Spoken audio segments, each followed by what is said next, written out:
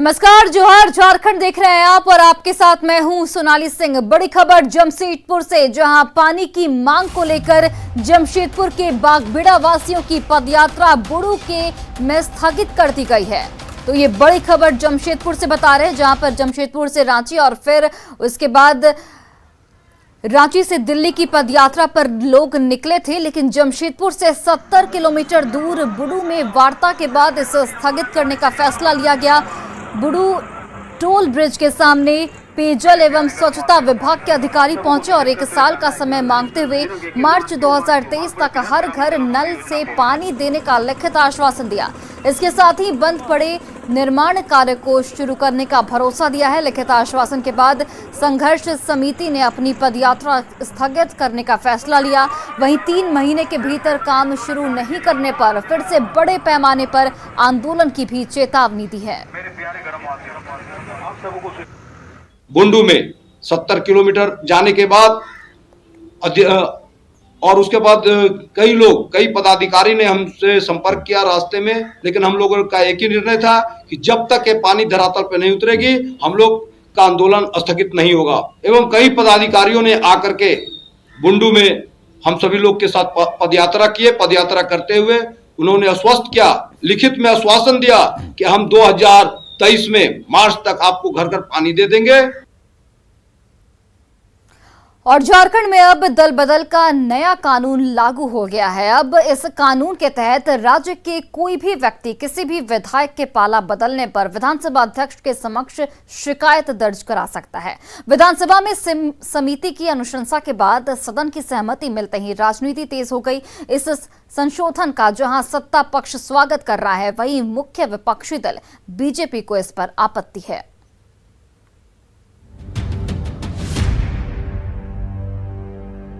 देश भर में दल बदल के लिए बदनाम झारखंड में इसे रोकने के लिए नया कानून बनाया गया है। अब इस कानून के तहत राज्य का कोई भी व्यक्ति विधायक के दल बदल करने की शिकायत विधानसभा अध्यक्ष कर सकता है। विधानसभा अध्यक्ष के द्वारा स्वतः संज्ञान के अधिकार को विलोपित कर दिया गया है। दरअसल विधानसभा की 3 सदस्यों वाली कमेटी ने दल बदल को लेकर अपनी अनुशंसा की थी, जिसे कार्य संचालन नियमावली में संशोधन कर दिया गया है।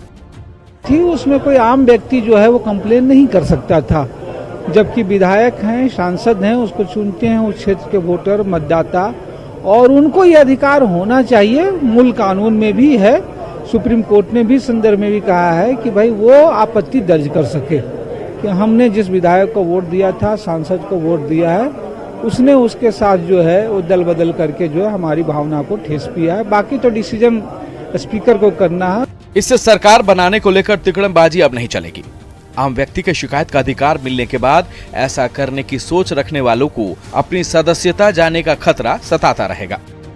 इनका स्वागत है और हमें लगता है कि भाजपा जो है तिकड़मबाज है और उन्हीं के परिप्रेक्ष्य में कहिए कि ये कानून लाया गया है। इनको सत्ता चाहिए, किसी भी तरह से इनको सत्ता चाहिए। देखे होंगे दल बदल बहुत हुआ, कभी निर्दलीय इधर तो कभी उधर, सरकार बनते गया, टूटते गया, फिर राष्ट्रपति शासन लगा। इसलिए ये जो बिल लाया है हेमंत सोरेन सरकार ने दल बदल का, ये बहुत अच्छा बिल है। इस बिल का लाभ जनता को मिलेगा। दल बदल को लेकर इस संशोधन से मुख्य विपक्षी दल बीजेपी गुस्से में है। बीजेपी का गुस्सा आम व्यक्ति को शिकायत करने का हक मिलने को लेकर है। उनका कहना है कि ऐसा करने से कोई भी किसी के खिलाफ शिकायत कर सकता है। बीजेपी ने इसके लिए दल के द्वारा ही दल बदल की शिकायत किए जाने पर जोर दिया है। तो ये जो विधायक है, जो जनप्रतिनिधि, क्या मेरा राइट नहीं है कि हम अपने अंतरात्मा को सुनकर कुछ कर सके? ठीक है, अगर यदि गलत होता है तो आप 1.25 अरब देशवासी में किसी का भी आप लेकर के आकर के यहाँ पे आवेदन ले लीजिएगा। एक क्राइटेरिया होना चाहिए ना भाई। 3.25 करोड़ झारखंड की जनता है, तो कोई भी आकर के आवेदन दे देगा और किसी भी विधायक पे ऐसे तो पूरा सुनते सुनते ही खत्म हो जाएगा। जिस विधायक दल जिस दल से लोग छोड़ के आ रहे हैं उसका यदि ऑब्जेक्शन है तो वो स्वीकार हो सकता है। उस दल के और लोग होते तो वो स्वीकार हो सकता है, माननीय होते तो वो स्वीकार हो सकता है। आपने जनरल पब्लिक के लिए खोल दिया है तो समझ में नहीं आता है। झारखंड राज्य गठन के बाद से जोड़ तोड़ की सरकार बनती रही है। सिर्फ जेवीएम की बात करें तो उसके विधायक सबसे ज्यादा बार टूटे हैं। खुद बाबूलाल मरांडी का मामला भी इस वक्त विधानसभा अध्यक्ष के समक्ष लंबित है। इस नए संशोधन का भविष्य में कितना असर पड़ता है, ये देखने वाली बात होगी। रांची से न्यूज़ 18 के लिए अविनाश कुमार की रिपोर्ट। कोरोना महामारी के बाद सरकारी स्कूलों में दाखिलों का ग्राफ बढ़ा है। कोविड महामारी के बीच नौकरी गंवाने के बाद आर्थिक संकट झेल रहे अभिभावकों के सामने निजी स्कूलों की महंगी फीस दे पाना मुश्किल है। ऐसे में वो अपने बच्चों को निजी स्कूल से निकालकर सरकारी स्कूल में पढ़ने के लिए भेज रहे हैं।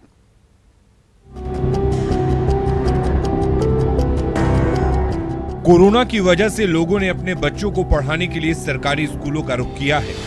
कोरोना ने कमाई का जरिया ऐसा छीना कि प्राइवेट स्कूल में पढ़ाना सपना ही रह गया। खैर, कुछ लोगों के हालात तो ऐसे बिगड़े कि बच्चों को प्राइवेट स्कूल से निकालकर सरकारी स्कूल में दाखिला करवाना पड़ा। हालांकि बच्चे सरकारी स्कूल की पढ़ाई से संतुष्ट नजर आए। क्या कि मेरा बच्चा सब प्राइवेट में पढ़ता, लेकिन थोड़ा सा मजबूरी लॉकडाउन की वजह से हुआ और इसीलिए थोड़ा सरकारी में लाना पड़ा। लेकिन अच्छा है, यहाँ भी पढ़ाई वढ़ाई सब कुछ अच्छा है मेरा। क्या कोरोना की वजह से? हाँ, कोरोना की वजह से हुआ। कोरोना की वजह से तो अच्छा सब मजबूरी हो गया, इसीलिए हम यहाँ लाके डाले बच्चा को। लॉकडाउन लग गया था और दूसरे स्कूल पे पूरा साल का फी ले रहे थे और बहुत पैसा लग रहा था, इसलिए यहाँ आना पड़ा। पैसा तो कोरोना की वजह से घर में भी कुछ प्रॉब्लम था, इसलिए यहाँ आना पड़ा। सरकारी स्कूल के शिक्षक बताते हैं कि पिछले एक साल में प्राइवेट और कॉन्वेंट स्कूल के कई बच्चे सरकारी स्कूलों में अपना दाखिला करवा चुके हैं। हालांकि सरकारी स्कूलों के शिक्षक खुश हैं कि लोगों ने सरकारी स्कूलों के प्रति अपना विश्वास दिखाया है। थोड़ा तो लॉकडाउन के प्रभाव से या कोविड के प्रभाव से आर्थिक स्थिति में तो लोग कमजोर हुए हैं, तो वैसे कंडीशन में उनके पास फीस देने की क्षमता नहीं है, तो वैसे में सरकारी स्कूल अडॉप्ट कर रहे हैं। अब हमारा ये दायित्व तो बढ़ जाता है कि उन बच्चों को संतुष्ट करें, उनके गार्जियन को संतुष्ट करें, ये हमारा दायित्व है। कोरोना काल ने काफी कुछ बर्बाद किया। लोगों के सामने आर्थिक चुनौतियां तो हैं ही, लेकिन इस दौरान बच्चों की शिक्षा को भी काफी नुकसान हुआ है और अब उस नुकसान की भरपाई की जिम्मेदारी सरकारी स्कूलों के जिम्मे है। कोरोना की वजह से जो है हर एक इंसान पर काफी भारी पड़ा है। कोरोना आर्थिक तंगी से जो है पेरेंट्स जूझ रहे, इसीलिए कई पेरेंट्स जो अपने बच्चों को उन्होंने प्राइवेट स्कूल से, कॉन्वेंट स्कूल से सरकारी स्कूलों का उन्होंने रुख किया है। सरकारी स्कूलों में वो अपने बच्चों को भेज रहे, क्योंकि आर्थिक स्थिति जो है वो उनकी खराब हो गई है। कैमरा पर्सन संजीव तिवारी के साथ कोमल बहल, न्यूज 18 रांची। और वहीं राजधानी रांची में अपराधी बेखौफ दिख रहे हैं। बुंडू थाना क्षेत्र स्थित बस स्टैंड के टेंडर को लेकर फायरिंग की वारदात को अज्ञात अपराधियों ने अंजाम दिया। घात लगाकर 4 की संख्या में आए अपराधियों ने आजसू नेता राजकिशोर कुशवाहा पर हमला किया। गनीमत रही कि गोली आजसू नेता की बाह में लगी और वो फिलहाल खतरे से बाहर बताए जा रहे हैं। बुंडू बस स्टैंड के लिए टेंडर 28 फरवरी को हुआ था, जिसे लेकर आजसू नेता ने हाईकोर्ट में PIL भी दायर की थी। आशंका जताई जा रही है कि टेंडर विवाद को लेकर ही ये फायरिंग की गई। और धनबाद के सदर थाना क्षेत्र में एक व्यक्ति का शव मिलने से सनसनी फैल गई है। मृतक की पहचान मुकेश पंडित के रूप में की गई, जो हीरापुर में पान और चाउमीन की दुकान चलाता था। उसके शरीर पर 2 गोली लगी है। परिजनों के मुताबिक मुकेश कल रात दुकान बंद करने के बाद घर नहीं पहुंचा था। वहीं उसका मोबाइल फोन भी स्विच ऑफ था। पुलिस फिलहाल हत्या की वजहों की जांच में जुट गई है। बंद करके कहा है, बोले थे यहाँ हरी बोल देखने जाएंगे। हरी बोल तो देखने अब गए कि नहीं गए वो पता नहीं। उसके फिर 11 बजे हम लोग फोन किए तो मोबाइल स्विच ऑफ बताने लगा। उसके पूरा हम लोग खोजने लगे तो सुबह तक खोजे नहीं मिला। उसका फिर घर गए, फिर घर से फिर थोड़ा देर बाद हम लोग निकले 5 बजे। यहाँ बाइक लगी हुई थी थोड़ा, तो 2-3 आदमी वहीं पे था, तो हम लोग बाइक देखे तो हम लोग पूरा डर गए। तो इधर उधर पूरा खोजने लगे तो देख रहे थे यहाँ पे पड़ा हुआ गोली मारा गया है। हाँ, गोली मारा गया। कितना गोली? 2 गोली। अब किससे दुश्मनी था वो पता नहीं। क्या बिजनेस करते थे आप? सॉस का बिजनेस करते थे, दुकान से। गुमला पुलिस ने लूटपाट की घटना का खुलासा करते हुए 6 घंटे के भीतर 3 आरोपियों को गिरफ्तार कर लिया है। सेलाफरी लांजी गांव निवासी व्यापारी दिलीप साहू के साथ लूटपाट की घटना हुई थी। लूट की जानकारी मिलते ही थानेदार के नेतृत्व में टीम का गठन किया गया, जिसने एक अपराधी को गिरफ्तार किया गया। उसकी निशानदेही पर 2 अन्य अपराधियों को भी पुलिस की ओर से गिरफ्तार किया जा चुका है। 5 अभियुक्तों ने मिलकर इस घटना को अंजाम दिया था। अभी 2 आरोपी फिलहाल फरार बताए जा रहे हैं, जिनकी गिरफ्तारी के लिए छापेमारी जारी है। और छापेमारी की गई और इसमें 3 लोगों को गिरफ्तार किया गया। उनके गिरफ्तार लोगों का नाम है पवन साहू, चितरंजन साहू और पवन महली। सभी सीलाफारी के रहने वाले हैं, एकोलीबिरा के रहने वाले हैं, जिनके पास से 6,880 रुपया नगद एवं लूटा गया मोबाइल बरामद किया गया है और भी अनुसंधान में और लोगों के नाम आए हैं जिस पर छानबीन चल रही है। अविलंब ही इस कांड के सभी अभियुक्तों की गिरफ्तारी। और वहीं गिरिडीह में शादी का झांसा देकर एक विधवा से ठगी का मामला सामने आया है। इस मामले में ठगी का आरोप बीएसएफ जवान पर लगा है, जिसमें मैट्रिमोनियल साइट के जरिए शादी का प्रलोभन देकर 90,000 रुपए की ऑनलाइन ठगी कर ली गई। ठगी करने के बाद उसने शादी से भी इनकार कर दिया, जिसके बाद पीड़ित ने साइबर थाने में शिकायत दर्ज कराई। मामले में कार्रवाई करते हुए पुलिस ने आरोपी जवान को उत्तर प्रदेश के बिजनौर से गिरफ्तार कर लिया और उसे न्यायिक हिरासत में भेज दिया है। इस मामले में तहकीकात करते हुए हम लोग आगे तक पहुंचते हैं तो पता चलता है कि ये अभियुक्त और भी कई लड़कियों के साथ इस तरह का वारदात कर चुका है, जिसमें भोपाल की भी एक लड़की के नाम सामने आ रहा है। आगे अनुसंधान में और भी बात खुल सकती है। तो ये एक फ्रंट लाइन डिफेंस फोर्स का जवान होते हुए इस तरह से संगीन अपराध किया है जो कतई बर्दाश्त योग्य नहीं है, क्षमा योग्य नहीं है। इस पर तुरंत एक्शन लेते हुए हमने बिजनौर मंडावर थाना क्षेत्र के इसके गाँव लालपुर में जाकर के गिरफ्तारी की है। वहीं गोड्डा के महागामा में बंधन बैंक लूटकांड मामले में पुलिस ने मास्टरमाइंड को लोहरदगा पुलिस ने गिरफ्तार कर लिया है। मास्टरमाइंड बॉम्बे कुमार के पास से एक पिस्टल, जिंदा कारतूस और देसी कट्टा बरामद किया गया है, जबकि पुलिस टीम की छापेमारी के दौरान 5 अन्य अपराधी भाग निकले। अवैध हथियार और कारतूस के साथ बंधन बैंक में लूट से संबंधित कई सामान भी बरामद किए गए। आपको बताते चले कि 28 फरवरी को बंधन बैंक में 16,70,000 की लूट की घटना को अंजाम दिया गया था। बंधन बैंक जो मोहनपुर महागामा में है, दिनांक 28/2/2022 को अपराध कर्मियों द्वारा दिन दहाड़े 17 लाख रुपए की लूट की गई थी। एक कुख्यात अपराध कर्मी बम्बे कुमार उर्फ बम्बे यादव को गिरफ्तार किया गया था, जिसने अपराध को कबूल किया और उसके स्वीकारोक्ति बयान के आधार पर उसके रहने का ठिकाना लोहरदगा में पुलिस टीम द्वारा, ये हमारी गोड्डा जिला की पुलिस टीम द्वारा वहाँ छापेमारी की गई। वहीं गोड्डा के मेहरमा प्रखंड के बलबड्डा पंचायत के कंचनपुर गांव में गर्मी बढ़ने के साथ साथ पानी की समस्या पैदा होने लगी है। गांव के लोग दैनिक जरूरतों को पूरा करने के लिए कुएं के पानी का प्रयोग कर रहे हैं। ग्रामीणों के मुताबिक कुएं के पानी से ही स्कूली बच्चों का भोजन बनता है और स्कूली बच्चे उसी पानी को पीते हैं। शिक्षकों के मुताबिक पिछले 3 महीने से पानी की टंकी खराबी से ये समस्या हो रही है, जिस बारे में अधिकारियों को सूचित भी कर दिया गया है। घर से बनता पानी भरता ही नारा में। अच्छा, तो खाना कैसे बनता है स्कूल में? हमारे नारे से पानी बनता है। नारा मतलब कुआं? कुआं। अच्छा, वो कुआं में तो 2 आदमी गिर पड़ा है पशु। और कोई व्यवस्था नहीं है? चापानल वगैरह नहीं है? चापाकल कहाँ से? और झारखंड में पिछड़े जिलों में शुमार गढ़वा में लोगों से प्रधानमंत्री आवास योजना के नाम पर अवैध वसूली जारी है। लोगों का आरोप है कि चुनिया प्रखंड में अधिकारी कभी कागजात के नाम पर अवैध वसूली करते हैं तो कभी योजना की किश्त जारी करने के नाम पर रिश्वत की मांग करते हैं। लोगों की ओर से घूस की शिकायत के बाद डीडीसी ने मामले की जांच कर दोषियों के खिलाफ कार्रवाई की बात कही है। ब्लॉक आए हैं, चुनिया ब्लॉक। क्या करने आए थे? आवास के लेकर आए हैं। आवास के। तो आपका काम हुआ? नहीं हुआ है। कहाँ है? पैसा मांग रहे हैं। कौन मांग रहे हैं पैसा? पंकज सर। कितना पैसा मांग रहे हैं? 3,000। 3,000 रुपया? जी। हाँ, तो क्या चीज़ के लिए मांग रहे हैं? आवास को फर्स्ट किस्त पैसा डालने के लिए। क्योंकि जो मकान वर्षों से लंबित थे उनको भी पूरा कराने का अभियान चलाया जा रहा है। आपको ये जान के प्रसन्नता होगी, लेकिन अगर ऐसी कोई भ्रष्टाचार की पुख्ता सूचना मिलती है तो 100% कार्रवाई होगी, ये मैं आपको भरोसा दिलाता हूँ। और एक तरफ हेमंत सरकार युवकों को नौकरी देने की बात करती है तो वहीं दूसरी ओर लोगों को नौकरी से हटाया जा रहा है। गढ़वा जिले में नौकरी से हटाने का सिलसिला लगातार जारी है। कुछ दिन पहले शिक्षा विभाग से जुड़े 16 कस्तूरबा के वार्डन और लेखापाल को सेवा से बर्खास्त किया गया था। अब एक साथ मनरेगा के 130 कर्मियों को एक झटके में हटा दिया गया। मनरेगा आयुक्त के एक पत्र ने पिछले 10 वर्षों से कार्यरत मनरेगा कर्मियों को एक झटके में बाहर का रास्ता दिखा दिया। कुल 130 कर्मियों पर गाज गिरी है जिनको हटाया गया है। उनमें अधिकतर विभिन्न प्रखंडों में कार्यरत कंप्यूटर ऑपरेटर, चालक, अनुसेवक और नाइट गार्ड शामिल हैं।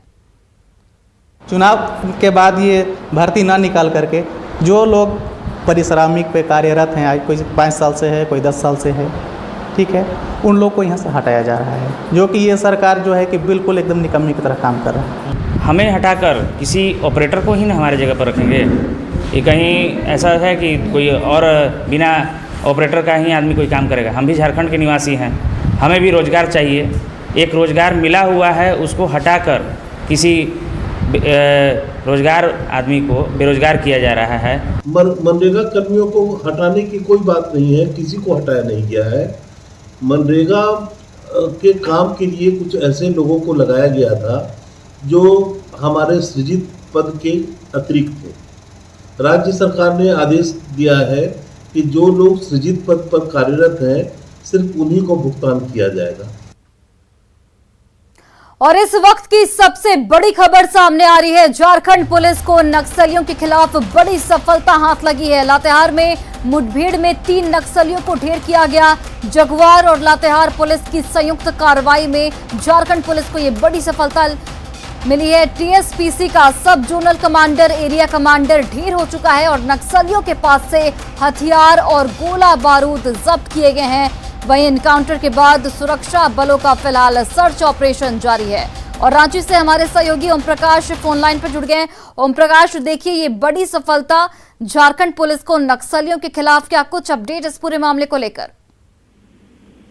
जी, लगातार सूचनाएं मिल रही थी कि जो लातेहार के इलाके में टीएसपीसी जो उग्रवादी है उनकी गतिविधियां बढ़ी है और उसी आधार पर आज एक सर्च ऑपरेशन चलाया जा रहा था। और उसी बीच में इन नक्सलियों के साथ पुलिस की मुठभेड़ होती है जिसमें जगुआर के जवान भी शामिल होते हैं, जिसके बाद ये सफलता पुलिस को मिली है। फिलहाल वहां पर सर्च ऑपरेशन जारी है, आसपास के इलाकों को कॉर्डन ऑफ किया गया है और वरीय अधिकारी जो है पूरे मामले पर निगरानी बनाए हुए हैं। फिलहाल जो उग्रवादी मारे गए उनका नाम फिलहाल डिस्क्लोज नहीं किया गया है, लेकिन ये जानकारी मिल रही है कि उसमें एक सब जोनल कमांडर भी शामिल था। अब देखना होगा कि थोड़ी देर बाद वहीं पर हथियारों की एक बड़ी खेप भी बरामद हुई है। पिछले दिनों आपको बताना चाहेंगे कि लोहरदगा इलाके में भी जिस तरह से पुलिस को सफलता मिली थी, कुछ उसी तरह का अभियान यहाँ भी होता हुआ नजर आ रहा है। थोड़ी देर में जब और स्थिति स्पष्ट होंगी, जब सुरक्षा बल वहां पर नक्सलियों को पहचान कर लेंगे, उनकी शिनाख्त हो जाएगी, तो थोड़ी देर में उनका नाम भी डिस्क्लोज किया जाएगा। लेकिन फिलहाल सर्च ऑपरेशन वहां पर अभी भी जारी है। ओम प्रकाश, कब तक सर्च ऑपरेशन चल सकता है और क्या और किसी भी नक्सली की यहाँ पर गिरफ्तारी मानी जाए? जी, फिलहाल गिरफ्तारी की बात तो नहीं आई है, लेकिन जो जानकारी मिल रही है सर्च अभियान अभी चलेगा, क्योंकि आसपास के इलाकों में और भी जो उग्रवादी हैं उनके छिपने की संभावना है। और जब तक पूरी तरह से तसल्ली नहीं हो जाती है सुरक्षा बलों को, तब तक इलाके में सर्च अभियान चलाया जाएगा। वहीं जो मारे गए उग्रवादी है उनकी शिनाख्त करके जल्द ही उनका नाम, करीब कुछ देरों में हो सकता है, चंद घंटों में उनके नाम भी डिस्क्लोज हो जाए। जी बिल्कुल, चलिए ओम प्रकाश, बहुत बहुत धन्यवाद तमाम जानकारियों के लिए। जामताड़ा में मनरेगा योजना धांधली को लेकर चर्चा में है। जिले के फतेहपुर प्रखंड में संचालित मनरेगा योजनाओं के खिलाफ लगातार शिकायतें मिल रही हैं। मनरेगा के तहत हो रहे कामों में कथित गड़बड़ी को लेकर बानर नाचा पंचायत के उप मुखिया ने प्रमंडलीय आयुक्त से शिकायत की है। वहीं शिकायत के बाद भी प्रखंड विकास पदाधिकारी आरोपों की जांच नहीं कर रहे हैं। उनका बांदानाचा पंचायत के अंतर्गत जितने भी मनरेगा का काम चल रहा है, बहुत घपला भी चल रहा है। अगर उसमें हम लोग मांग कर रहे हैं, जो बांदानाचा पंचायत के जितना मनरेगा काम चल रहा है सबका जांच होना चाहिए। राजधानी रांची में 2 दिशा से आ रही हवाओं से मौसम में फिर से बदलाव हुआ है। इस वजह से रांची समेत आसपास के इलाकों में आसमान में बादल छाए हुए हैं। हालांकि मौसम विभाग के वैज्ञानिक अभिषेक आनंद ने बताया कि शनिवार को भी आसमान में बादल छाए रहेंगे, लेकिन इसकी वजह से बारिश के आसार नहीं हैं। मौसम के बदलते मिजाज को लेकर अधिक जानकारी दे रही हैं रांची से हमारी सहयोगी कोमल बहल। राजधानी रांची सहित आसपास के इलाके में पिछले 2 दिनों से आसमान में बादल छाए हुए हैं। आसमान में बादल छाने की वजह से जो है लोग बारिश की संभावना जता रहे हैं। हालांकि मौसम केंद्र के वैज्ञानिक अभिषेक आनंद ने ये जानकारी दी है कि शनिवार को भी आसमान में बादल तो छाए रहेंगे, लेकिन ये बादल जो है वो बरसने वाले नहीं है। यानी रांची और इसके आसपास के इलाके में जो है इस बादल की वजह से जो है बारिश होने के आसार नहीं है। इसके साथ ही 2 दिन पहले की अगर हम बात करें तो तापमान में लगातार बढ़ोतरी दर्ज की जा रही थी, लेकिन 2 दिनों से जो है बादल छाने की वजह से जो है कहीं ना कहीं जनता को गर्मी से थोड़ी बहुत तो राहत है और इसकी वजह से जो है अगले 5 दिन तक जो है तापमान में बहुत कोई बड़ा बदलाव हमें देखने को नहीं मिलेगा। इसके साथ ही अभिषेक आनंद ने हमें ये भी जानकारी दी है कि रविवार को जो है बादल हट जाएंगे और मौसम जो है वो पूरी तरीके से जो है वो साफ हो जाएगा। कैमरा पर्सन संजीव तिवारी के साथ कोमल बहल, न्यूज़ 18 रांची। और फिलहाल इस बुलेटिन में बस इतना ही। आप देखते रहिए न्यूज़ 18 बिहार झारखंड।